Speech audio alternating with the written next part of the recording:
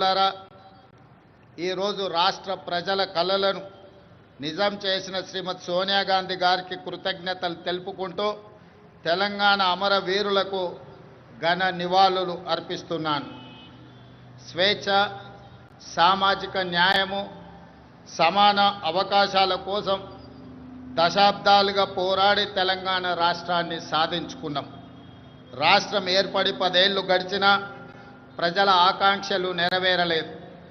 అందుకే 10 ఏళ్ల ఆధిపత్యాన్ని తిరస్కరించి ప్రజలు ప్రజాప్రభుత్వాన్ని ఏర్పాటు చేసుకున్నారు. డిసెంబర్ 7, 2023న మేం బాధ్యతలు స్వీకరించిన క్షణం నుంచి ప్రజల ఆకాంక్షలను నెరవేర్చేందుకు నిరంతరం ప్రయత్నం మొదలుపెట్టాం. మేం బాధ్యతలు చేపట్టే నాటికి రాష్ట్ర ఆర్థిక వ్యవస్థ అస్తవ్యస్తమైనది. వ్యవస్థలన్నీ నిర్వీర్యమయ్యాయి. జరిగిన తప్పిదాలను సరిదిద్ది రాష్ట్రాన్ని గాడిన పెట్టాల్సిన బాధ్యత మాపై ఉంది. ఇది నల్లేరుపై నడక కాదని మాకు తెలుసు. అయినా ప్రజా ఆకాంక్షలను నెరవేర్చే ప్రజాప్రభుత్వ ఎజెండాగా తెలంగాణ పునర్నిర్మాణ దశగా ప్రయత్నిస్తూ ముందుకు వెళ్తున్నాం. మిత్రులారా, కట్టు బానిసత్వాన్ని, వెట్టి చాకిరిని తెలంగాణ సమాజం ఏమాత్రము సహించదు. అందుకే ప్రజాప్రభుత్వంలో ప్రజల ఆలోచనలే మా ఆచరణగా ముందుకు వెళ్తున్నాం.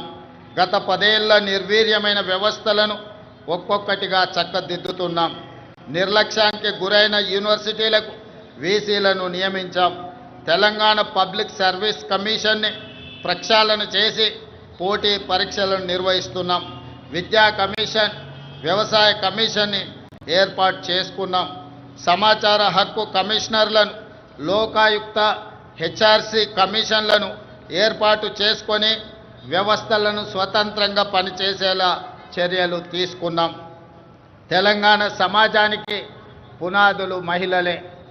ఈనాడు తెలంగాణ సమాజం రాణి రుద్రమను, సమ్మక్క సార్లమ్మను, చాకలి ఐలమ్మను, మల్లు స్వరాజ్యాన్ని ఆదర్శంగా తీసుకొని ఈ మహిళల అభివృద్ధి కోసం తెలంగాణ ప్రజాప్రభుత్వం ప్రయత్నం చేస్తున్నది.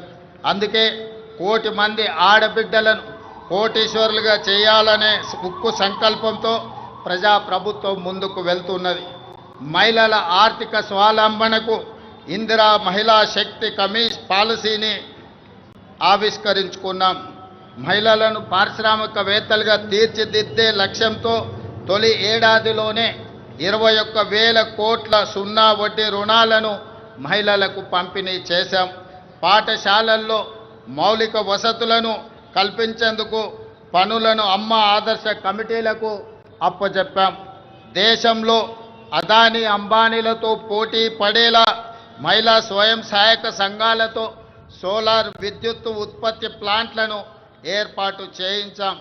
పెట్రోల్ బంకులు, పాఠశాల నిర్వహణ, యూనిఫామ్ల కుట్టు పనితో పాటు మహిళా శక్తి క్యాంటీన్లను నిర్వహించేలా మహిళలను ప్రోత్సహిస్తున్నాం. తాము తయారు చేసిన ఉత్పత్తులను విక్రయించేందుకు అంతర్జాతీయ మార్కెట్లో మహిళా సంఘాలు పోటీ పడేలా హైటెక్ సిటీ పక్కన శిల్పారామంలో 100 ఇందిరా మహిళా శక్తి స్టాళ్లను ఏర్పాటు చేసి వాళ్ళు ఉత్పత్తి చేసిన వస్తువులను ప్రపంచ దేశాలకు పరిచయం చేసే విధంగా ఈనాడు వేదికను పరిచయం చేశాం. ఇందిరా మహిళా శక్తి సంఘాలకు ఆర్టీసీ బస్సుల్లో మహిళలకు ఉచిత బస్సు ప్రయాణం సౌకర్యం కల్పించడమే కాదు, ఆ బస్సులకు వారిని యజమానులను చేశాం.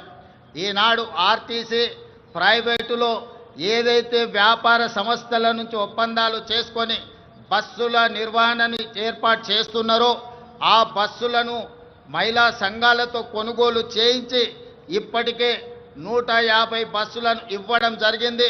తొందరలోనే 450 బస్సులను మహిళలకు అందించడం ద్వారా ఆర్టీసీలో మహిళలు ఉచితంగా బస్సు ప్రయాణం చేయడమే కాదు, ఆర్టీసీ సంస్థకు 600 బస్సులను ఈరోజు ఎంగేజ్ చేసి వాళ్ళు ఆర్థికంగా ఎదగడానికి రాష్ట్ర ప్రభుత్వం మహిళా సంఘాలకు చేయూతనందిస్తూ ముందుకు వెళ్ళడం జరుగుతుంది. అదేవిధంగా మహాలక్ష్మి పథకం ద్వారా 500 రూపాయలకే గ్యాస్ సిలిండర్ ఇవ్వడమే కాదు, 200 యూనిట్లు ఉచిత విద్యుత్తు ఈనాడు ఆడబిడ్డలకే మనం ఇవ్వడం జరుగుతుంది. అదేవిధంగా ఈరోజు తెలంగాణ రాష్ట్రంలో ఇందిరమ్మ ఇండ్లు కేటాయిస్తున్నాం. ఈ ఇందిరమ్మ ఇండ్లు కూడా ఇంటి ఆడబిడ్డ అయిన మహాలక్ష్మి ఆడబిడ్డలకే ఈరోజు ఇందిరమ్మ ఇండ్లు కేటాయించడం జరుగుతుంది. అదేవిధంగా రాష్ట్రంలో స్వయం సహాయక సంఘాల మహిళా సభ్యులకు QR కోడ్తో కూడిన ప్రత్యేక కార్డులు అందజేయాలని నిర్ణయించాం. వారికి ప్రతి సంవత్సరం ఉచిత వైద్య పరీక్షలు నిర్వహించి హెల్త్ ప్రొఫైల్ వివరాలతో పాటు పూర్తి వివరాలను ఆ కార్డులో పొందుపరుస్తాం. రాష్ట్రంలో మహిళా లక్ష్మిగా మారి సగర్వంగా నిలబడాలనేది మా ప్రజా ప్రభుత్వం యొక్క లక్ష్యం. ఇదే కాదు, ఈనాడు మహిళా సంఘాల సభ్యులు 67 లక్షల మంది మన రాష్ట్రంలో ఉన్నారు. వాళ్ళందరికీ కూడా ప్రతి సంవత్సరం 2 జతల చీరలను ఆడబిడ్డ కానుకగా ఈరోజు తెలంగాణ రాష్ట్ర ప్రభుత్వం ఇవ్వడం ద్వారా వాళ్ళ ఆత్మగౌరవాన్ని నిలబెట్టి ఈ మహిళలతో మాకు కుటుంబ అనుబంధం ఉంది అని చెప్పి ఈనాడు తెలంగాణ ప్రజాప్రభుత్వము ఒక ఔదార్యాన్ని ప్రదర్శించి ఆడబిడ్డలను ఆదుకునే ప్రయత్నం చేస్తున్నాం.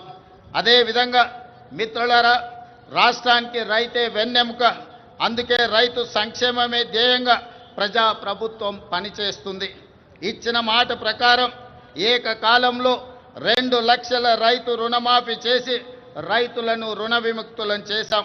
కేవలం మొదటి సంవత్సరం లోపలనే 25,35,964 మంది రైతు కుటుంబాలకు 20,617 కోట్ల రూపాయల రైతు రుణమాఫీ చేసి రుణ విముక్తులను చేయడం ద్వారా రైతులు ఆత్మగౌరవంతో బ్రతికే విధంగా ఈనాడు ప్రజాప్రభుత్వం చర్యలు చేపట్టింది. అదేవిధంగా ఈనాడు రైతులకు ఉచిత కరెంటు కోసం ప్రతి సంవత్సరం 15,333 కోట్లతో ఉచిత విద్యుత్తును అందిస్తున్నాం. రైతు భరోసా పథకం కింద రైతులకు పెట్టుబడి సాయాన్ని ఎకరాకు 12,000 ప్రతి సంవత్సరానికి పెంచడం జరిగింది. ఇవాళ రైతులకే కాదు, రైతు కూలీలకు, ఉపాధి హామీ కూలీలకు ఇందిరమ్మ ఆత్మీయ భరోసా పథకం ద్వారా భూమి లేని వ్యవసాయ కూలీ కుటుంబాలకు ఏడాదికి 12,000 రూపాయలు ఉచితంగా అందించే పథకాన్ని ప్రవేశపెట్టినమని చెప్పడానికి నేను ఆనందిస్తున్నాను. అదేవిధంగా వరి ధాన్యానికి మద్దతు ధరతో పాటు సన్న వడ్లకు 500 రూపాయల బోనస్ ఈరోజు చెల్లిస్తున్నాం. దీనివల్ల రైతులకు అదనపు ఆదాయం లభించడమే కాకుండా రాష్ట్రంలో సన్న ధాన్యం దిగుబడి భారీగా పెరిగింది. దీంతో 2,75,00,000 మెట్రిక్ టన్నుల వరి ఉత్పత్తి తెలంగాణ రాష్ట్రం సాధించి దేశంలోనే ప్రథమ స్థానంలో ఈరోజు తెలంగాణ రాష్ట్రము నిలబడ్డది. అదేవిధంగా పెరిగిన ధాన్యం ఉత్పత్తికి తగినట్టుగా రాష్ట్ర వ్యాప్తంగా 8,000 కొనుగోలు కేంద్రాలను ఏర్పాటు చేశాం. రైతులు పండించిన ప్రతి గింజను ప్రభుత్వం కొనుగోలు చేసి రైతులు దళారుల బారిన పడకుండా కాపాడడం జరుగుతున్నది. భూ వివాదాలు లేని తెలంగాణ లక్ష్యంగా భూభారతి 2025 చట్టాన్ని తీసుకువచ్చాం. గతంలో ఉన్న ధరణి చట్టం కొద్ది మందికి చుట్టమైతే ఈనాడు భూభారతి చట్టం పేద ప్రజలందరికీ రక్షణ కల్పించే చట్టంగా మార్చి ప్రతి పేదవాడి సమస్యను పరిష్కరించి ఈరోజు అసైన్మెంట్ భూములతో పాటు అడవుల్లో ఉన్న ఆదివాసీలకి అందించిన అటవీ హక్కుల చట్టాలను అమలు చేసి వాళ్ళ భూములకు రక్షణ కల్పించే విధానాన్ని ఈనాడు భూభారతి చట్టంలో మనం తీసుకురావడం జరిగింది. మిత్రులారా, యువత మన భవిష్యత్తు. అందుకే ప్రజాప్రభుత్వం అధికారంలోకి వచ్చిన వెంటనే 16 నెలల్లో దాదాపుగా 60,000 ప్రభుత్వ ఉద్యోగ నియామకాలు చేపట్టడం ద్వారా తెలంగాణ ఉద్యమంలో, తెలంగాణ రాష్ట్ర సాధనలో ముందు భాగాన నిలబడ్డ నిరుద్యోగ యువకులకు ఒక నమ్మకాన్ని, విశ్వాసాన్ని, భరోసాని ఈ ప్రజాప్రభుత్వం అందించడం జరిగింది.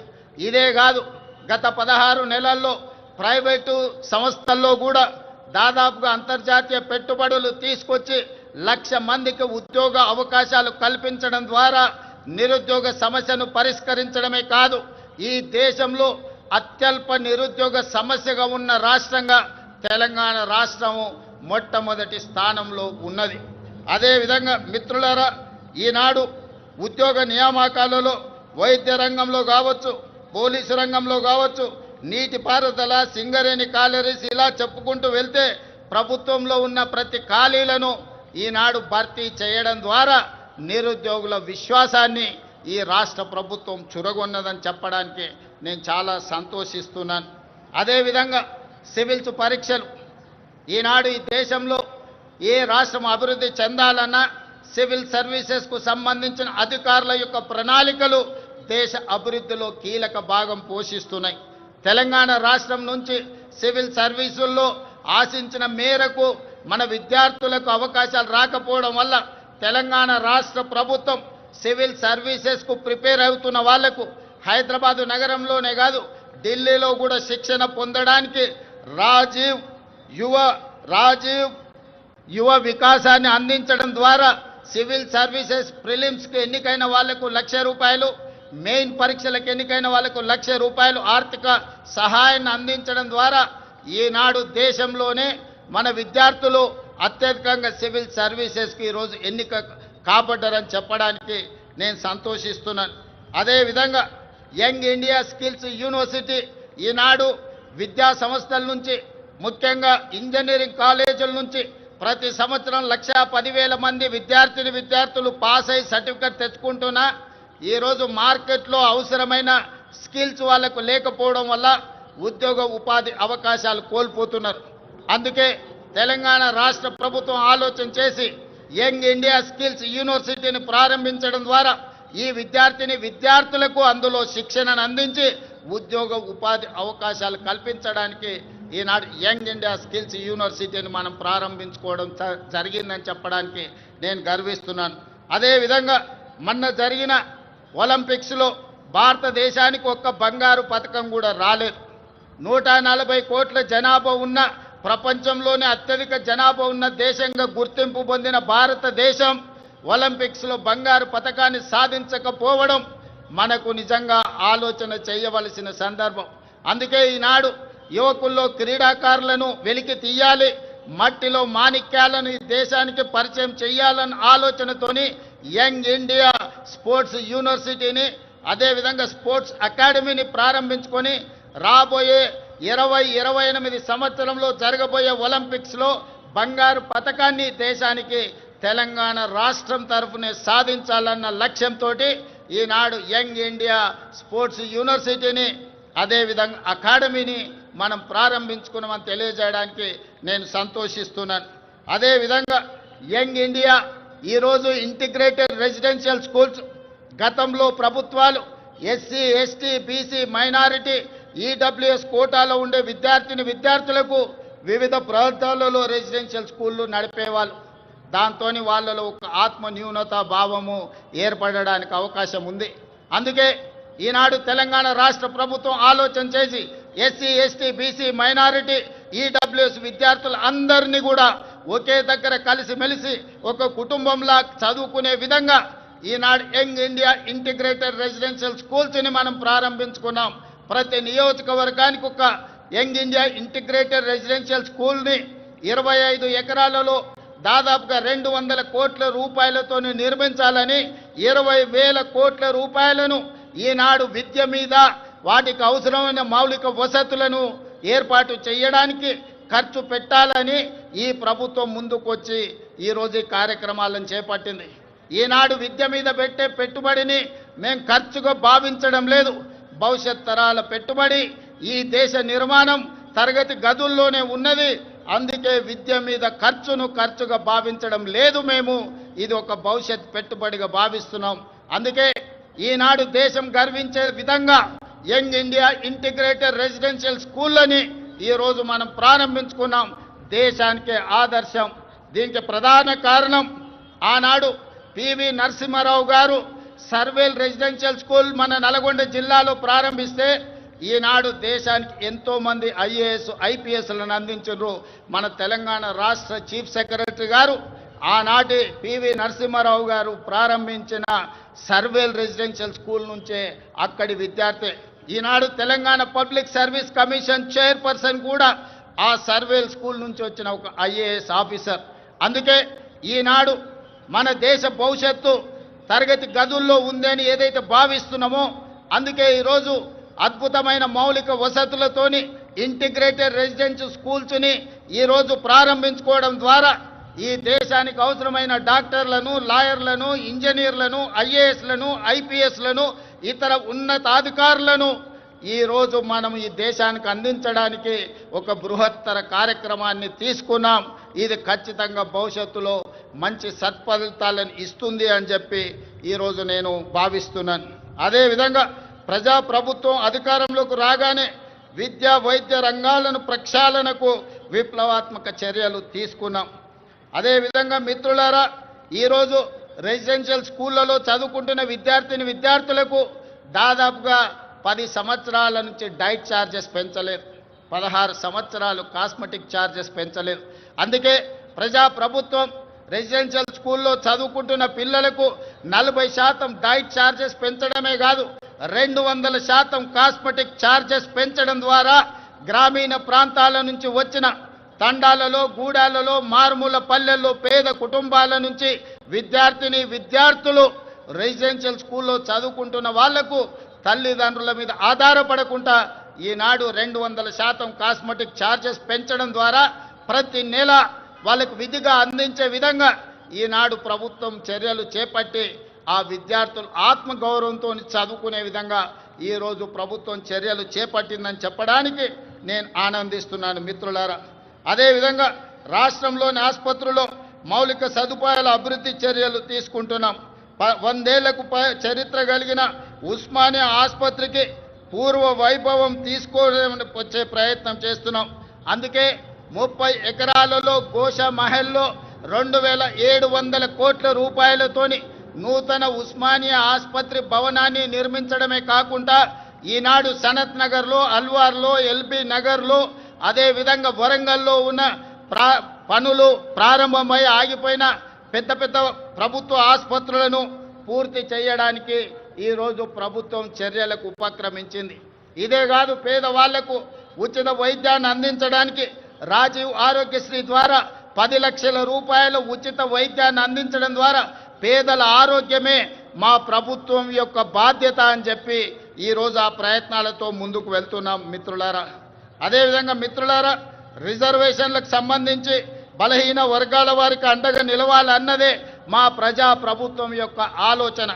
అందుకే ఈరోజు 1931లో దాదాపుగా 100 సంవత్సరాల క్రితం కులగణన జరిగింది దేశంలో జనగణనతో పాటు. మళ్ళీ 2024-25లో ప్రజాప్రభుత్వం 100 సంవత్సరాల తర్వాత ఈ దేశంలోనే మొట్టమొదటి రాష్ట్రంగా జనగణనతో పాటు కులగణన లెక్కలు తీసి ఈనాడు 100 సంవత్సరాల సుదీర్ఘమైన సమస్యకు ఈరోజు శాశ్వత పరిష్కారం చూపించింది. ఈరోజు ఈ లెక్కలు తీయడం ద్వారా వాస్తవంగా ఉన్న 56.36% ఉన్న బలహీన వర్గాల లెక్కలు తీసి వాళ్లకు 42% రిజర్వేషన్లు, విద్య, ఉద్యోగ, రాజకీయ అవకాశాలు కల్పించాలని ఈనాడు తెలంగాణ ప్రభుత్వం ఈ చర్యలతో ముందుకు వెళుతుంది. ఈరోజు తెలంగాణ రాష్ట్ర ప్రభుత్వం తీసుకున్న ఈ విప్లవాత్మకమైన నిర్ణయం వల్ల కేంద్ర ప్రభుత్వం కూడా రాబోయే జనగణనలో కులగణన చేపట్టాలని నిర్ణయం తీసుకున్నది. తెలంగాణ రాష్ట్రం దేశానికే ఆదర్శంగా నిలబడి కులగణన చేసిందని చెప్పడానికి నేను చాలా సంతోషిస్తున్నాను. అదేవిధంగా మీకందరికీ తెలుసు, ఎస్సీ కులాల ఉపకులాల వర్గీకరణ దాదాపుగా 40 సంవత్సరాల నుంచి ఎన్నో పోరాటాలు చేసి ఎంతోమంది అమరులై సుప్రీంకోర్టు జడ్జిమెంట్ తీసుకొస్తే ఎస్సీ కులాల వర్గీకరణ మొట్టమొదటి రాష్ట్రం తెలంగాణలోనే మా ఎస్సీలకు ఉన్న 15% రిజర్వేషన్ని గ్రూప్ 1కు 1%, గ్రూప్ 2కి 5%, గ్రూప్ 3కి 9% ఇవ్వడం ద్వారా ఎస్సీ కులాల వర్గీకరణ చేసి దేశంలోనే మొదటి రాష్ట్రంగా వర్గీకరణ చేసిన రాష్ట్రంగా మనం ముందు బాగానే నిలబడ్డాం. అంటే ఈనాడు తెలంగాణ ప్రజా ప్రభుత్వం బలహీన వర్గాలకు ఎస్సీలకు సంబంధించిన ఎంతో దీర్ఘకాలికంగా సమస్యలుగా ఉన్న వాటిని శాశ్వత పరిష్కారం చూపించడం ద్వారా ఇతర రాష్ట్రాలకు దేశానికి ఆదర్శంగా నిలబడ్డామని చెప్పడానికి నేను గర్వపడుతున్నాను. మిత్రులారా, అదేవిధంగా సంక్షేమ పథకాలను పటిష్టంగా అమలు చేసి పేదలకు ప్రజా ప్రభుత్వం అండగా నిలుస్తుంది. ఇల్లు లేని నిరుపేదల కోసం ఇందిరమ్మ ఇండ్ల పథకం ద్వారా ఇంటి నిర్మాణానికి 5 లక్షల ఆర్థిక సహాయం అందిస్తున్నాం. ఈ పథకం ద్వారా 4,50,000 ఇళ్లను ఈ సంవత్సరం పేదలకు అందించడం ద్వారా 22,500 కోట్ల రూపాయలు ఖర్చు పెట్టి పేదలను ఇంటి వాళ్ళను చేయడం ద్వారా ఆత్మగౌరవంతో బ్రతికే విధంగా ఈనాడు పేదలను ఆదుకోవడానికి మన ప్రభుత్వం ఇందిరమ్మ ఇండ్ల సంక్షేమ పథకాన్ని ముందుకు తీసుకువెళ్తున్నదని చెప్పి మీ అందరికీ చెప్పడానికి నేను సంతోషిస్తున్నాను. అదేవిధంగా ఇప్పటి వరకు 5,364 ఇందిరమ్మ లబ్ధిదారులకు 53,64,00,000 రూపాయలు నేరుగా లబ్ధిదారుల ఖాతాలోనే వేయడం జరిగింది. అదేవిధంగా మిత్రులారా, పేదల ఆకలి తీర్చడమే కాదు, వారి ఆత్మగౌరవంతో జీవించేలా సన్న బియ్యం పథకాన్ని ప్రారంభించాం. సంక్షేమ పథకాల చరిత్రలో సన్న బియ్యం ఒక ట్రెండ్ సెట్టర్. తెలంగాణలో 3 కోట్ల మంది సన్న బియ్యం పథకం ద్వారా లబ్ధి పొందుతున్నారు. ఖమ్మం జిల్లా సారపాకలో స్వయంగా నేనే సన్న బియ్యం లబ్ధిదారుల ఇంటికి వెళ్ళి ఆ గిరిజన కుటుంబంతో కలిసి సహపంక్తి భోజనం చేసినప్పుడు ఆ కుటుంబ సభ్యుల కళ్ళల్లో చూసిన ఆనందం జీవితకాలం నాకు గుర్తుండిపోతుంది. ఎందుకంటే ఒకనాడు రేషన్ షాపుల్లో ఇచ్చే దొడ్డు బియ్యం మిల్లర్ల మాఫియా లేకపోతే దళారుల మాఫియా చేతుల్లో ఆనాడు వాళ్ళ చేతుల్లో ఉండే.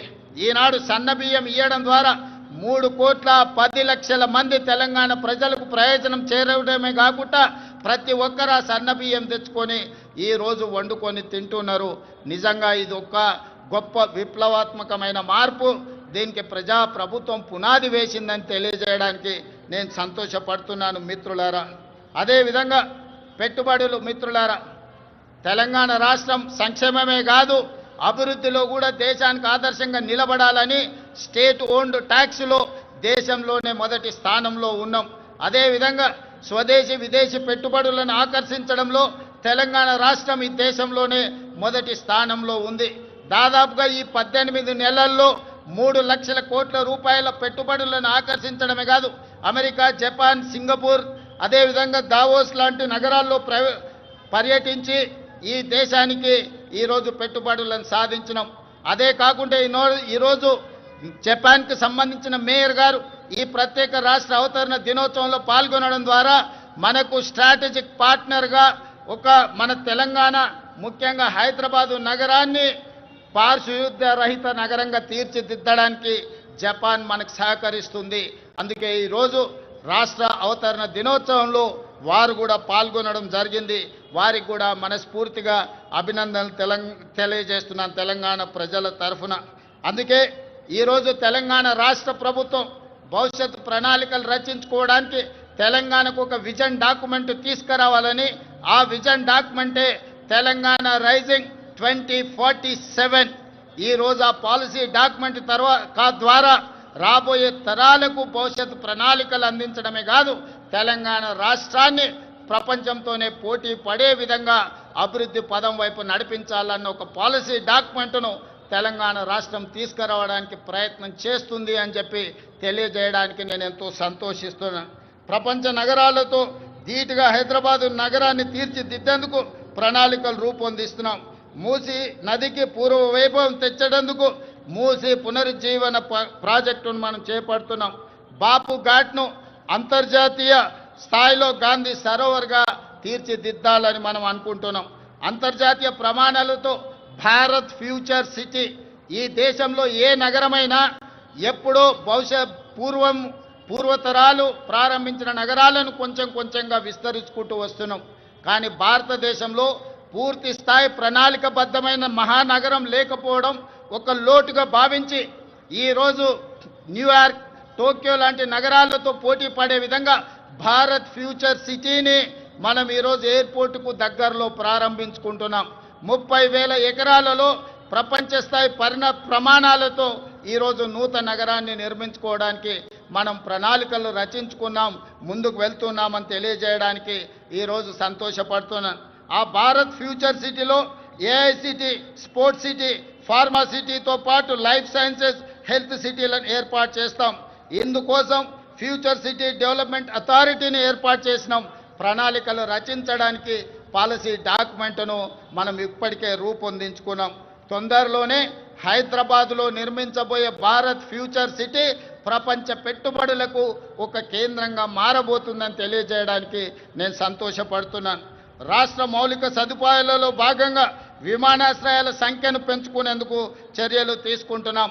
ఇప్పటికే మనకు తెలంగాణ రాష్ట్రంలో ఉన్నది ఒకే ఒక ఎయిర్పోర్ట్ ఈరోజు మనకు శంషాబాద్లో ఉన్నది. అందుకే రాష్ట్ర ప్రభుత్వం కేంద్ర ప్రభుత్వంతో చర్చించి సంప్రదించి వరంగల్లో నూతన ఎయిర్పోర్ట్కు, అదేవిధంగా ఆదిలాబాద్లో ఇంకొక ఎయిర్పోర్ట్కు అనుమతులు తెచ్చుకున్నాం. తొందరలోనే వరంగల్ నగరంలో, ఆదిలాబాద్ పట్టణ ప్రాంతంలో నూతన ఎయిర్పోర్ట్లు ఏర్పాటు చేసుకోబోతున్నామని చెప్పి మీకందరికీ తెలియజేయడానికి నేను ఎంతో సంతోషిస్తున్నాను. అదేవిధంగా ఈరోజు regional ring road, outer ring road మన హైదరాబాద్ నగరంలో తీసుకొచ్చిన మార్పులు మీకు అందరికీ తెలుసు. ఈరోజు ఐటీ కానీ, ఫార్మా కానీ హైదరాబాద్ నగర అభివృద్ధికి ఔటర్ రింగ్ రోడ్ మనకి ఎంత సహాయం అందించిందో మీకు తెలుసు. 160 కిలోమీటర్ల ఔటర్ రింగ్ రోడ్ ఇంత అభివృద్ధి చేస్తే ఈనాడు రీజనల్ రింగ్ రోడ్డును ప్లాన్ చేస్తున్నాం. ట్రిపుల్ ఆర్ని 360 కిలోమీటర్ల పొడవున హైదరాబాద్ తెలంగాణ నగరాన్ని చుట్టుముట్టే విధంగా ఈరోజు రీజనల్ రింగ్ రోడ్డును మనము నిర్మించుకోబోతున్నామని తెలియజేయడానికి నేను సంతోషపడుతున్నాను. రీజనల్ రింగ్ రోడే కాదు, ఔటర్ రింగ్ రోడ్డు నుంచి రీజనల్ రింగ్ రోడ్ వరకు రేడియల్ రోడ్లను వేసుకోవడం ద్వారా మన నగరాన్ని మహానగరంగా ప్రపంచ దేశాలతో పోటీ పడే విధంగా తీర్చిదిద్దాలని ఈనాడు తెలంగాణ ప్రజా ప్రభుత్వం ఉక్కు సంకల్పంతో ముందుకు వెళ్తున్నది. దీనికి మీరు అందించిన సహకారానికి నేను మనస్ఫూర్తిగా కృతజ్ఞతలు తెలియజేస్తున్నాను. అదేవిధంగా హైదరాబాద్ నగరంలో ఈ పక్క నుంచి వెళ్తున్న మెట్రో మీరు అందరూ చూస్తున్నారు. ఆనాడు కీర్తిశేషులు జైపాల్ రెడ్డి గారు పట్టణాభివృద్ధి శాఖ మంత్రిగా ఉన్నప్పుడు డాక్టర్ వైఎస్ రాజశేఖర రెడ్డి గారు ముఖ్యమంత్రిగా ఈ మెట్రోను మన హైదరాబాద్ నగరానికి పరిచయం చేశారు. ఆనాడు దేశంలోనే 2వ స్థానంలో ఉండే ఈ 12-13 ఏళ్ళు మెట్రో విస్తరించకపోవడం వల్ల 9వ స్థానానికి హైదరాబాదు నగరం పడిపోయింది. అందుకే ముఖ్యమంత్రిగా బాధ్యతలు చేపట్టిన వెంబడే విస్తరిస్తున్న నగరానికి మెట్రోని విస్తరించాలి, పేదలకు అందుబాటులోకి తీసుకురావాలని ఈరోజు మెట్రోని పూర్తి స్థాయిలో విస్తరించడం ద్వారా ప్రతి ఒక్కరికి మెట్రోని అందుబాటులోకి తీసుకురావాలనే ప్రయత్నం చేస్తున్నాం.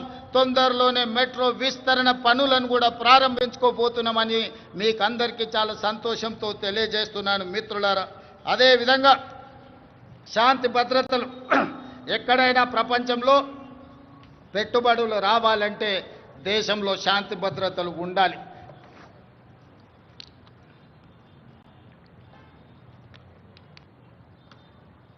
శాంతి భద్రతలు లేని దేశానికి పెట్టుబడులు రావు. అందుకే ఈరోజు హైదరాబాద్ నగరాన్ని, తెలంగాణను దేశంలోనే నెంబర్ 1గా తీర్చిదిద్దిన పోలీసింగ్ వ్యవస్థ ఈరోజు మనకు ఉన్నది. కేంద్ర ప్రభుత్వమే నిర్వహించిన సర్వేలలో తెలంగాణ రాష్ట్ర పోలీసులు అత్యంత పకడ్బందీ శాంతి భద్రతలను కాపాడడంలో దేశంలోనే మనం మొదటి స్థానంలో నిలబడ్డాం. ఇదే కాదు, డ్రగ్స్ను నియంత్రించడంలో కూడా ప్రపంచ దేశాలు పోటీ పడితే మన తెలంగాణ రాష్ట్రానికి మొదటి బహుమతి వచ్చింది. మన అధికారులు దుబాయ్లో ఆ మొదటి స్థానాన్ని, గుర్తింపును, గౌరవాన్ని స్వీకరించడం జరిగింది. అందుకే ఈనాడు మిత్రులారా, తెలంగాణ రాష్ట్రంలో శాంతి భద్రతలను కాపాడడంలో దేశంలోనే మొదటి స్థానంలో ఉండడమే కాదు, ఈరోజు డ్రగ్స్, గంజాయి యువతను నిర్వీర్యం చేస్తుంది. పాఠశాల స్థాయిలోనే ఈ సమస్యను మనం కళ్ళతో చూస్తున్నాం. అందుకే ఈరోజు డ్రగ్స్, గంజాయిని నియంత్రించడమే కాదు, ఉక్కు పాదంతో అణిచివేయాలన్న ఆలోచనతోని పోలీసు వ్యవస్థను పూర్తిగా ప్రక్షాళన చేసి సంపూర్ణమైన వాళ్ళకు అధికారాన్ని అందించి తెలంగాణ రాష్ట్రంలో గంజాయి అమ్మే వాళ్ళు కానీ, డ్రగ్స్ వినియోగించే వాళ్ళు కానీ కాలు పెట్టాలంటే వెన్నులో చలి జ్వరం వచ్చే విధంగా ఈనాడు మన పోలీసులు పనిచేస్తున్నారు. ఇదే కాదు, సైబర్ క్రైమ్ మీకు తెలుసు. ప్రతిరోజు సైబర్ క్రైమ్ ద్వారా మోసపోయిన వాళ్ళని ఎంతో మందిని టీవీలో, పేపర్లలో చూస్తున్నాం. ఈరోజు సైబర్ క్రైమ్లో నష్టపోయిన వాళ్ళను కోట్లాది రూపాయలను రికవరీ చేయడమే కాకుండా దేశంలో అత్యంత పకడ్బందీ సైబర్ క్రైమ్ను నియంత్రించే వ్యవస్థ ఈనాడు తెలంగాణ రాష్ట్ర పోలీసులు నిర్వహిస్తున్నందుకు వాళ్ళని అభినందించడమే కాదు, ఇంత గొప్పగా మనం శాంతి భద్రతలను కాపాడుతున్నామని తెలియజేయడానికి నేను గర్వపడుతున్నాను, నేను ఆనందిస్తున్నాను మిత్రులారా. అదేవిధంగా మిత్రులారా, తెలంగాణ రాష్ట్ర ప్రభుత్వంలో ఈ మధ్య కాలంలోనే భారత్ సమ్మిట్ను మనం నిర్వహించుకోవడం జరిగింది. భారత్ సమ్మిట్ ద్వారా దాదాపుగా 100 దేశాలకు సంబంధించిన ప్రతినిధులు హైదరాబాదు నగరానికి వచ్చి తెలంగాణ రాష్ట్రంలో పెట్టుబడులకు అనువైన అంశాలను, పరిపాలనలో సరళీకృతమైన విధానాలను, అదేవిధంగా ఇక్కడ ఉన్న శాంతి భద్రతలను, ప్రభుత్వం ఇస్తున్న అనుమతులతో పాటు ఇక్కడ ప్రజల యొక్క హక్కులను కాపాడడానికి ప్రజాస్వామిక వ్యవస్థలను బలోపేతం చేసి ప్రపంచానికే ఆదర్శంగా నిలబడి డాక్టర్ బాబాసాహెబ్ అంబేద్కర్ గారు అందించిన రాజ్యాంగాన్ని తూచా తప్పకుండా అమలు చేస్తున్న తెలంగాణ ప్రభుత్వం గురించి భారత్ సమ్మిట్లో 100 పైగా దేశాలు పాల్గొని 3 రోజులు తెలంగాణ రాష్ట్ర ప్రభుత్వం తీసుకుంటున్న చర్యలను నిశితంగా గమనించి వాళ్ళు అభినందించడమే కాదు, 100 దేశాలలో ఈరోజు తెలంగాణ రాష్ట్రం గురించి, హైదరాబాదు నగరం గురించి వాళ్ళు ప్రచారం కల్పిస్తున్నారని చెప్పడానికి నేను సంతోషపడుతున్నాను. అదేవిధంగా ఈరోజు మీకు తెలుసు, ప్రపంచ సుందరి పోటీలు అందాల పోటీలు కాదు, ఇది తెలివికి పరిజ్ఞానికి ప్రపంచానికి పరిచయం చేయడమే కాదు, ఈరోజు తెలంగాణ రాష్ట్రంలో గొప్ప సంపద ఉన్నది. గుడులకు సంబంధించి కానీ, ప్రకృతి సౌందర్యం కానీ మన ప్రాంతంలో ఎన్నో ఉన్నాయి.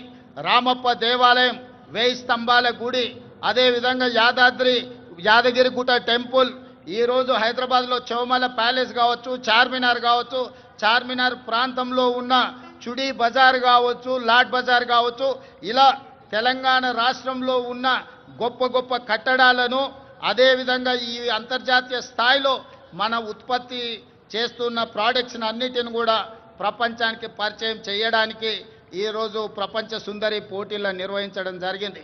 ప్రపంచంలోనే ఒక్క గొప్ప పిల్లల మర్రిగా పాలమూరు జిల్లాలో ఉన్న పిల్లల మర్రిని ఈ పర్యాటకులు వచ్చి చూడడం జరిగింది.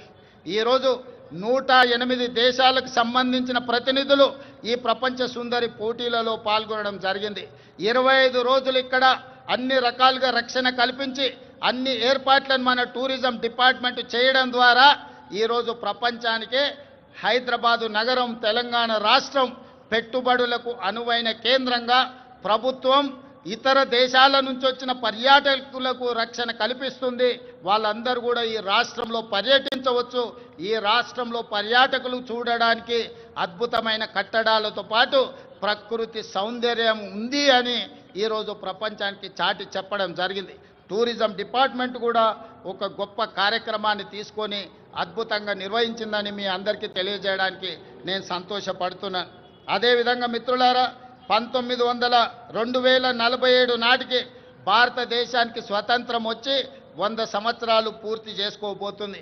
1947 15 ఆగస్టు నాడు స్వతంత్రం వస్తే 15 ఆగస్టు 2047 నాటికి 100 సంవత్సరాలు మనము ఈ స్వేచ్ఛను ఈరోజు మనం అనుభవిస్తున్న స్వతంత్రాన్ని పూర్తి చేసుకోబోతున్నాం. కాబట్టి 100 సంవత్సరాల స్వతంత్రాన్ని నిర్వహించుకోబోతున్న మనము ఒక గొప్ప లక్ష్యంతో తెలంగాణ రాష్ట్రాన్ని అభివృద్ధి పదం వైపు నడిపించాలని ఈనాడు ప్రజాప్రభుత్వం నిర్ణయం తీసుకున్నది. దాంట్లో భాగంగానే తెలంగాణ రైజింగ్ 2047 అనే ఒక పాలసీ డాక్యుమెంటును, ఒక విజన్ డాక్యుమెంటును తీసుకురావడం ద్వారా ప్రపంచంతో పోటీ పడాలి అని ఈరోజు మనం నిర్ణయించుకున్నాం. అందుకే 2047 నాటికి భారతదేశం $30 ట్రిలియన్ ఎకానమీకి చేరాలని ప్రయత్నం చేస్తున్నది, లక్ష్యం పెట్టుకొని పని చేస్తున్నది. మరి భారతదేశం ప్రభుత్వం $30 ట్రిలియన్ ఎకానమీని ఈరోజు దృష్టిలో పెట్టుకొని ప్రణాళికలు చేసుకుంటే తెలంగాణ రాష్ట్ర ప్రభుత్వం అందులో భాగస్వామి కావాలి, అగ్రభాగాన నిలబడాలి అని తెలంగాణ రైజింగ్ 2047 పాలసీ డాక్యుమెంట్ తీసుకొచ్చినాం. అందుకే ఈరోజు పరిశ్రమల కోసం, వ్యాపార సంస్థల కోసం, విద్యా ఉపాధి అవకాశాల కోసం అన్ని రకాలను మనం ఈరోజు అన్ని రకాల పాలసీలను తెచ్చుకోవడమే కాకుండా energy policy, tourism policy, industrial policy, investment policy, అదేవిధంగా హెల్త్ పాలసీ, ఇట్లాంటి పాలసీలు అన్నీ కూడా తెలంగాణ రాష్ట్ర ప్రభుత్వం ఈ మధ్యలోనే ప్రజలకు పరిచయం చేయడం జరిగింది. ఈ పాలసీలు అన్నిటిని కలిపితే తెలంగాణ రైజింగ్ 2047, తద్వారా తెలంగాణ రాష్ట్రాన్ని ప్రపంచంతో పోటీ పడే విధంగా తీర్చిదిద్దాలన్నదే మా ఆలోచన. అందులో భాగంగా రాబోయే 10 సంవత్సరాలలో తెలంగాణ రాష్ట్రం యొక్క ఆదాయాన్ని $1 ట్రిలియన్ ఎకానమీగా మార్చి, అదే విధంగా 2047 నాటికి దేశం $30 ట్రిలియన్ ఎకానమీకి చేరాలంటే తెలంగాణ రాష్ట్రం $3 ట్రిలియన్ ఎకానమీగా మారాలి అని ఈరోజు లక్ష్యం పెట్టుకొని ముందుకు వెళ్తున్నాం. ఈరోజు దేశ జనాభాలో 2.5% ఉన్నాం, కానీ జీడిపిలో 5% మనం అందిస్తున్నాం. రేపు భవిష్యత్తులో 2047 నాటికి 10% జీడిపిని అందించే విధంగా తెలంగాణ రాష్ట్రాన్ని తీర్చిదిద్దాలంటే industrial policy, infrastructure policy, investment policies అన్నిటిని కూడా తీసుకొచ్చి ఈ దేశంలోనే అగ్రగామిగా రాష్ట్రాన్ని తీర్చిదిద్దాలని మేము ప్రయత్నం చేస్తున్నాం. అందుకే మిత్రులారా, ముఖ్యంగా యువ మిత్రులారా, డాక్టర్లు, లాయర్లు, ఇంజనీర్లు, ఈ సమాజంలో ఉన్న IAS IPSలకు అందరికీ, వ్యాపార వర్గాలకు నా సూచన ఒక్కటే: తెలంగాణ రాష్ట్ర ప్రభుత్వం ఏ లక్ష్యంతోనైతే ముందుకు వెళ్తుందో, ఏ లక్ష్యాన్ని సాధించాలి, ఏ లక్ష్యాన్ని ముద్దాడాలి అని మేము ముందుకు బయలుదేరినామో మీ ఆశీర్వాదం ఉండాలి, మీరు అండగా నిలబడాలి. ఈనాడు తెలంగాణ రాష్ట్రం దేశానికి కాదు ప్రపంచానికి ఆదర్శంగా తీర్చిదిద్దాలంటే మీరందరూ అండగా నిలబడండి, ఆశీర్వదించండి. ప్రపంచంలోనే అగ్ర రాష్ట్రంగా తెలంగాణ రాష్ట్రాన్ని తీర్చిదిద్ది ఆదర్శమైన రాజకీయాలకు, ఆదర్శవంతమైన అభివృద్ధికి తెలంగాణ రాష్ట్రం కేర్ ఆఫ్ అడ్రస్గా తీర్చిదిద్దుతాం. హైదరాబాదు నగరాన్ని ప్రపంచ నగరాలతో పోటీ పడే విధంగా తీర్చిదిద్దాలి. దీనికోసం నిరంతరం పనిచేసే ప్రభుత్వ సిబ్బందే కాదు, రాజకీయ సహచరులందరూ కూడా సంపూర్ణమైన సహకారాన్ని అందిస్తున్నారు. ప్రజలందరికీ 4 కోట్ల తెలంగాణ ప్రజలకు నూతన రాష్ట్ర ఏర్పాటు శుభాకాంక్షలు తెలియజేయడమే కాదు, భవిష్యత్తు లక్ష్యాన్ని దృష్టిలో పెట్టుకొని మనందరం కలిసికట్టుగా ఏకమై మనందరం కూడా ముందుకు సాగాలి. మీ అందరి ఆశీర్వాదం ఉండాలి. తప్పకుండా తెలంగాణ రాష్ట్రాన్ని దేశంలో అగ్రగామి రాష్ట్రంగా నిలబెడతానని మీకు అందరికీ తెలియజేస్తూ మీ అందరి దగ్గర సెలవు తీసుకుంటున్నా. ధన్యవాదాలు మిత్రులారా. Thank you, Honorable Chief Minister, sir, for the progressive roadmap laid for Telangana. Ladies and gentlemen, now it's time for awards, accolades and prizes. Rising Telangana, enterprising Telangana, ever shining Telangana. రాష్ట్రాన్ని ప్రపంచంలోనే అగ్రస్థానంలో ఉంచాలన్న పిలుపునందించిన ముఖ్యమంత్రి గారికి హృదయపూర్వక ధన్యవాదాలు, శుభాకాంక్షలు, నమస్సులతో. మనకు తెలుసు, ఇందాకే ఆనరబుల్ సీఎం గారు అన్నారు, మొన్న భారత్ సమ్మిట్, నిన్న యువతీ మీట్, నేడు జపాన్ నుంచి స్టేట్ గెస్ట్ గౌరవనీయులైన ముఖ్యమంత్రి గారి ఆధ్వర్యంలో సాగుతోన్న ఈ రాష్ట్ర పండుగలో తొలిసారిగా ఈ నూతన సంప్రదాయం గౌరవ ముఖ్యమంత్రి గారు పాటిస్తున్నారు.